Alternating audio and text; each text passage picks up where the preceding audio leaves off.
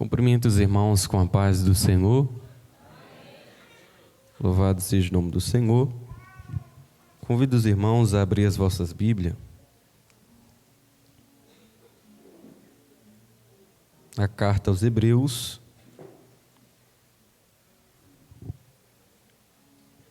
capítulo de número 9.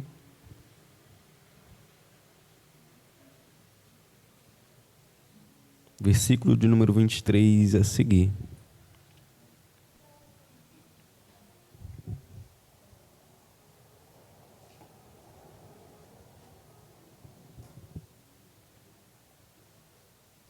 Hebreus capítulo 9, versículo 23 a seguir. Os irmãos acompanhem comigo a leitura da palavra, conforme as vossas traduções, que diz assim: Portanto, se fez necessário que as representações das construções que estão no céu fossem purificadas mediante tais sacrifícios, mas os próprios elementos celestiais, por meio de sacrifícios muito superiores a estes. Pois Cristo não adentrou a um santuário erguido por mãos humanas, uma simples ilustração do que é verdadeiro. Ele entrou nos céus, para agora se apresentar diante de Deus em nosso benefício. Ele também não se ofereceu muitas vezes, como procede o sumo sacerdote, que entra no Santo dos Santos de ano em ano, portanto, portando sangue alheio. Ora, se assim fosse, seria necessário que Cristo sofresse muitas vezes, desde o início do mundo. Mas agora Ele manifestou-se de uma vez por todas, no final dos tempos, para aniquilar o pecado por intermédio do sacrifício de si mesmo. E assim como aos homens está ordenado morrer uma vez só, vindo depois disso o juízo, assim também Cristo foi oferecido em sacrifício uma única vez para tirar os pecados de muitas pessoas, e aparecerá segunda vez, não mais para eximir o pecado, mas para brindar salvação a todos que o aguardam. Louvado seja o nome do Senhor. Quero trazer um tema sobre esta mensagem, um novo concerto.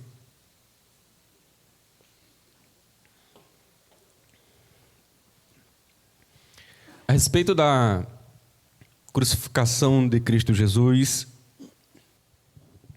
no velho concerto, nós podemos observar lá no livro de Levítico, a partir do capítulo 16, que Deus dá ordem a Moisés para que seu irmão Arão fosse o sumo sacerdote e fizesse sacrifícios para o povo, para si mesmo, para a sua família, para todo o arraial, para o tabernáculo, como forma de expiação para o pecado.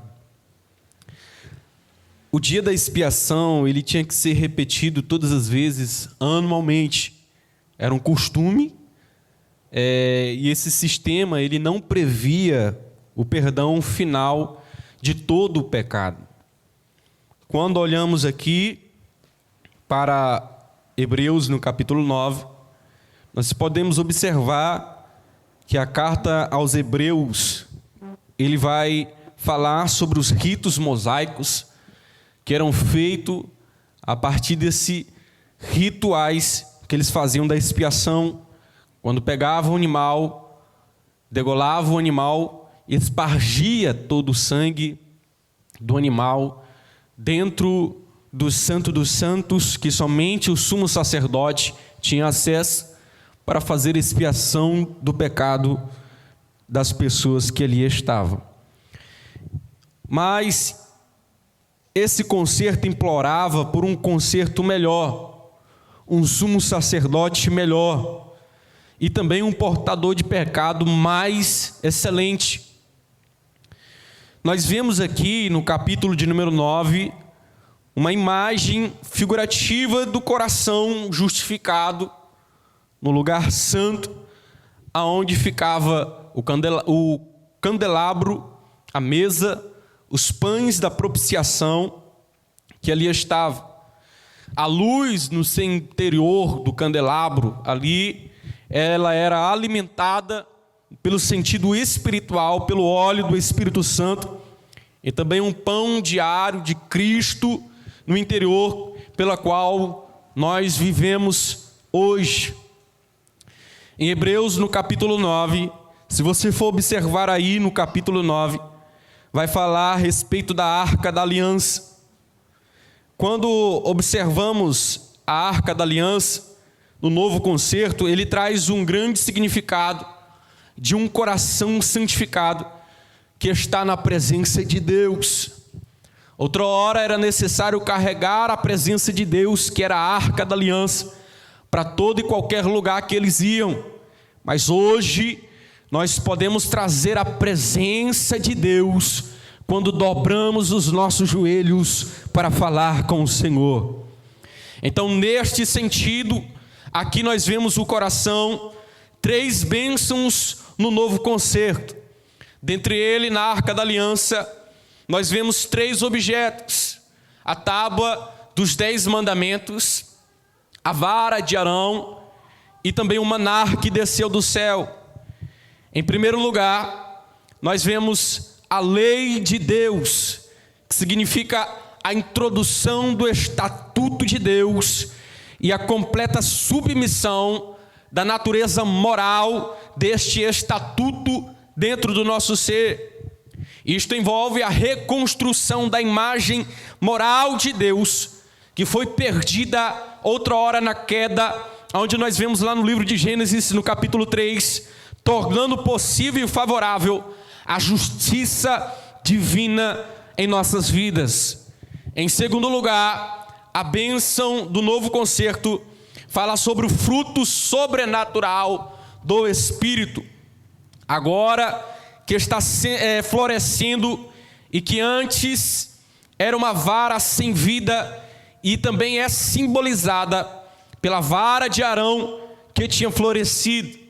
Em terceiro lugar, nós temos a força interior, que permanece de Cristo vivo, que habita em nós, em nosso interior, e que representa também pelo maná que desceu do céu.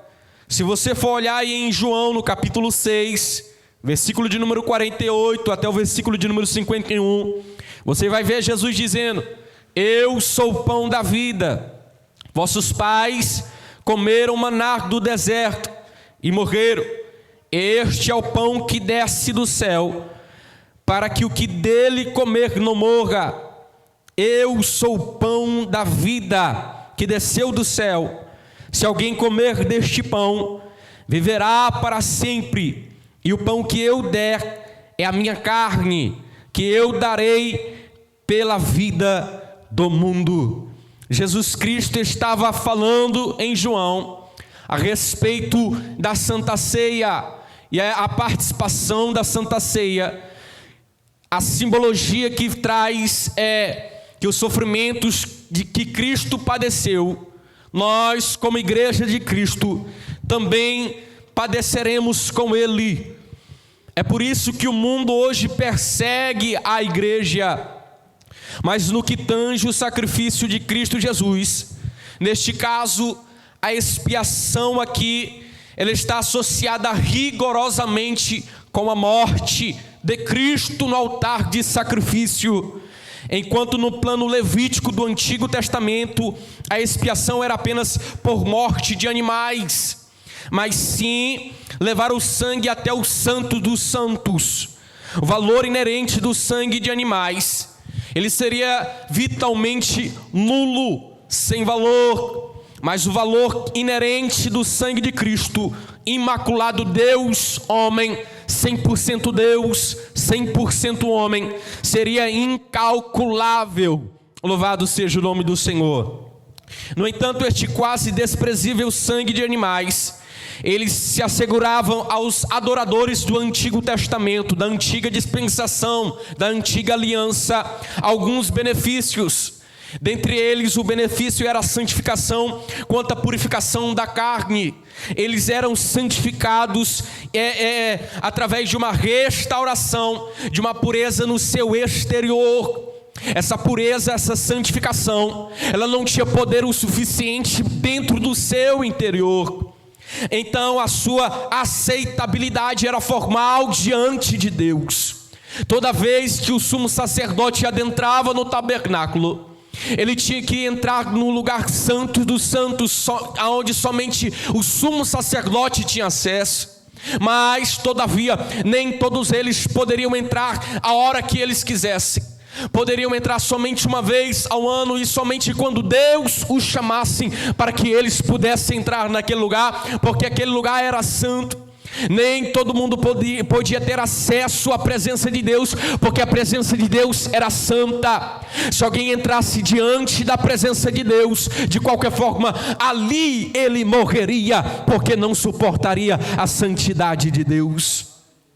Este sangue sagrado de Jesus Cristo, ele foi elevado em um valor infinito, pelo qual a Bíblia vai revelar que, realizado pelas ações do Espírito Eterno, não pelo Espírito Santo, mas sim pelo Espírito Eterno do próprio Filho de Deus, ele é tão superior ao sangue de animais e mais profundo do que a purificação ruralista do Antigo Testamento, que é tão tal que ele afeta nossa posição atual, ele afeta o nosso interior. A antiga dispensação, a antiga expiação, ele não tinha poder de adentrar dentro do interior do homem, mas através da crucificação de Cristo Jesus, ela foi capaz de penetrar até a divisão da alma, até a divisão do espírito, até a divisão do interior do coração do homem. Ela causa a purificação da consciência das obras mortas no homem, para servir ao Deus vivo. É um aperfeiçoamento da consciência ao serviço de Deus na sua obra, ou seja, é uma percepção completa da libertação que tange a salvação da fé em Cristo Jesus. Outra hora, na antiga dispensação, o homem era purificado pelo sangue dos animais, mas depois de alguns dias ele continuava o seu pecado, ele continuava a praticar o mal. Mas através da crucificação de Cristo Jesus, que tange dentro do interior do homem, ele consegue guardar os mandamentos de Deus no seu interior. É tão tal que Deus vai dizer, quando Jesus vai de assunto aos céus, ele diz: não vos deixarei órfãos, deixarei um consolador, o Espírito Santo de Deus, que lhe mostrará o caminho e também os guiará. É tão tal que esse sacrifício é tão profundo e aperfeiçoado, que um crente hoje que tem pleno acesso à Bíblia Sagrada, a palavra de Deus, ele consegue guardar a palavra do Senhor e consegue praticar as palavras através do Espírito Santo e também através da crucificação de Cristo Jesus. Louvado seja o nome do Senhor. A próxima ação de Jesus seria na reunião daqueles que foram redimidos pelo seu sangue. Essa próxima ação seria a sua aparição a segunda vez no céu de glória, que ele apareceria aos que são salvos para levar a salvação, como diz aqui no versículo de número 28.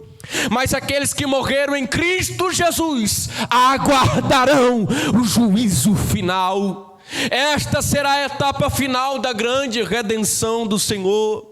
Mas quando olhamos para a Bíblia Sagrada e relembramos a crucificação de Cristo Jesus, diz as Escrituras que desde a hora sexta ao meio-dia até a hora nona, às 3 horas da tarde, houve trevas sobre a face da terra.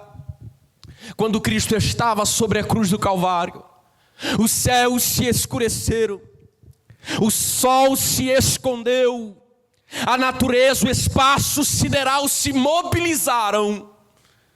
Eles estavam se movendo, mudando a sua trajetória. o seu curso natural por causa do Calvário. Era meio-dia quando o sol parou de brilhar. Era meio-dia quando as trevas disse: irei eu escurecer o cosmo. Era meio-dia quando as estrelas começaram a brilhar. Talvez se eles pudessem falar e nós perguntaríamos a ela e diremos: por que vocês se comportam assim? Eles prontamente diriam: Jesus está no Calvário. Mas não apenas o universo, não apenas as estrelas, curiosamente passaram a brilhar em pleno meio-dia. Irmão, ao meio-dia, quando você vai andar, você não consegue ver nenhuma estrela. Você vê o sol, as nuvens, você vê o sol brilhar. Mas quando Jesus estava no Calvário, o meio-dia se tornou noite. Todos tiveram que ver o fenômeno e tiveram que saber que Ele era o Senhor. Aleluia! As coisas inanimadas que aos nossos olhos parecem não ter vidas, eles reagiram quando Jesus estava no Calvário. A terra se estremeceu. Todos temeram. A Bíblia diz em Mateus no capítulo 27, versículo de número 51, dizendo assim: eis que o véu do santuário se rasgou de alto a baixo. Mas o que era o véu do santuário? Era um pano de linho fino. Era somente um pano. Mas havia um detalhe: Jesus estava no Calvário.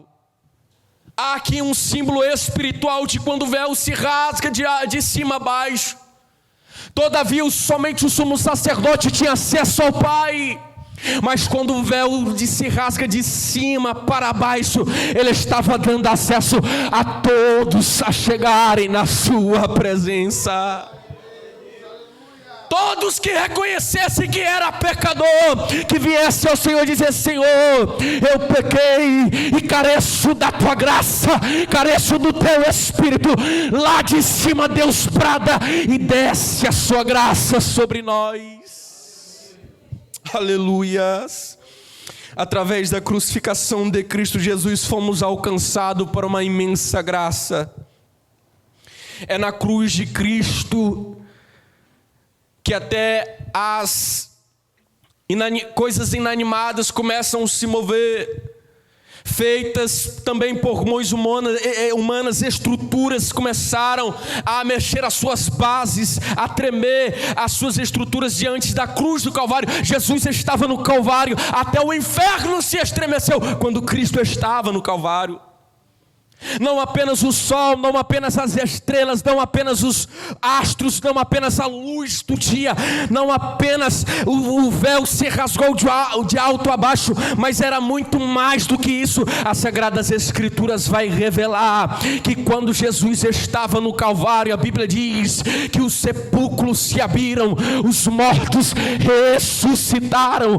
Olha só o que a Bíblia diz em Mateus capítulo 27, versículo 52: abriram-se os sepulcros e muitos dos corpos dos santos que dormiam ressuscitaram, e saindo dos sepulcros depois da ressurreição de Jesus, entraram na cidade santa e apareceram a muitos. Pasmem, os mortos ressuscitaram. Se alguém aqui, se fosse nos dias atuais, Jesus ressuscitasse e os mortos se levantassem, saía em primeira notícia nos jornais, nas internets, em qualquer site de notícia, saía em primeira mão: Jesus ressuscitou. Mas o maior fenômeno, eles iriam falar: os mortos ressuscitaram. Mas irmãos, pasmem, muitos olharam para aqueles mortos e disseram: vocês estavam mortos, o que é que fazem aqui? Vocês estavam no sepulcro. Talvez prontamente eles vão olhar para eles e vão dizer: Jesus está no Calvário. A morte de Cristo Jesus, até onde não tinha esperança, a morte passou a obedecer e trouxe vida aos santos de Deus e os levantou. Aleluia, louvado seja o nome do Senhor. essa passagem, igreja, ela consiste também com outras passagens, para que possamos entender corretamente a obra de Deus na cruz do Calvário. Não há o que duvidar que esta passagem é parte do contexto histórico e parte do contexto completamente verdadeiro sobre as palavras de Jesus e também pela qual João Batista havia falado sobre ele em João no capítulo 1, versículo de número 29. Eis aí o Cordeiro de Deus que tira o pecado do mundo. Aleluia! Eu creio nessa esperança que em breve Ele voltará para buscar a sua igreja, aqueles que estão ligados na videira, aqueles que estão ligados no Espírito Santo e aqueles que aguardam essa nova esperança, em breve vão olhar para o alto e vão ver a face do Cordeiro de Deus. Fique de pé glorificando o nome do Senhor. Todos precisavam da cobertura da expiação. Sem a expiação ninguém poderia ter comunhão com Deus. Ninguém poderia fazer uma expiação adequadamente aos seus próprios pecados. Precisava de que alguém morresse por ele para que a expiação pudesse ser completa. Foi Jesus que morreu na cruz do Calvário para que essa expiação pudesse alcançar toda a humanidade. É por isso que eu entendo quando Isaías vai profetizar no capítulo 53, como ovelha ele foi levado ao matadouro, estava sobre ele as nossas enfermidades, estava sobre ele os nossos pecados. Como ovelha muda perante os seus tosqueadores, não ousou abrir a sua boca. Louvado seja o nome do Senhor, aleluias. Não precisamos mais carregar a arca da aliança, porque nós temos a presença de Deus. Não precisamos mais levar a arca da aliança, porque hoje nós temos a palavra de Deus. Não precisamos ir anualmente no tabernáculo todos os dias. Nós podemos vir na igreja ou até mesmo dentro de casa, fechar a porta, dobrar o joelho e a graça de Deus é derramada sobre nós. Aleluias. Mas só podem desfrutar aqueles que aceitaram ao Senhor. Mas só podem desfrutar desta presença e desta alegria e também desta esperança aqueles que renderam as suas vidas ao Senhor. Aleluia. Nesta noite aqui, quem não é cristão, que ainda não fez uma decisão, levanta a mão assim pro alto, pra gente identificar você. Tem alguém que não é cristão no nosso meio, que ainda não aceitou Jesus como seu Salvador? Tem alguém no nosso meio? Levanta a mão. Não tem? Mas mesmo assim eu lanço o convite. Eu quero convidar você a participar desse novo concerto, aonde em breve Cristo voltará para buscar a sua igreja. E quando Ele voltar, nós desfrutaremos de uma paz e de uma alegria nunca mais vista, nunca mais pensada. A Bíblia diz que estão preparados para nós coisa que o olho nunca viu, mente humana jamais imaginou. São coisas extraordinárias que Deus tem para a tua vida. O diabo, ele quer destruir a tua vida, quer destruir a tua alma. A Bíblia diz em Gênesis no capítulo de número 1, versículo de número 27, se não me falha a memória, de Deus fazendo o homem, Ele diz: façamos o homem conforme a nossa imagem e conforme a nossa semelhança. Isaías no capítulo 14 vai dizer que o próprio Satanás queria ter a semelhança de Deus, mas para Deus envergonhar Satanás, fez o homem conforme a sua imagem, para dizer assim: olha, Satanás, eu pego alguém que é carnal, falho, pecador, para levantar e descer e encarnar como homem, para dar vitória ao povo de Deus, à igreja de Deus. Aleluia. Deus te dá vitória nesta noite. Deus te dá força nesta noite através do seu sacrifício. Em breve nós veremos o Rei na sua glória. Eu quero vos lembrar do que Paulo vos disse em 1 Coríntios capítulo 1, versículo de número 51, que nem todos dormiremos, mas seremos transformados num abrir e fechar de olhos, ao soar da última trombeta. E quando a trombeta soar, os mortos ressuscitarão incorruptíveis, e nós que estamos vivos seremos transformados. Aí vai se cumprir o que está escrito nas Escrituras: onde está a morte, a tua vitória? Onde está inferno, os teus agrilhões? A igreja subiu com vitória. O destino da igreja já foi escrito pelo próprio Deus. Aqueles que estão firmes na presença do Senhor, continue firme. Se você ainda se encontra fraco, não permita que o diabo tome a tua bênção, tome a tua coroa. Deus vai te dar a vitória. Aleluia. Fecha os teus olhos agora. Aleluia, glória a Deus. Quer aceitar Jesus como seu Salvador? Reconciliar. Ter uma alma para reconciliar o Senhor nesta noite. Aleluia.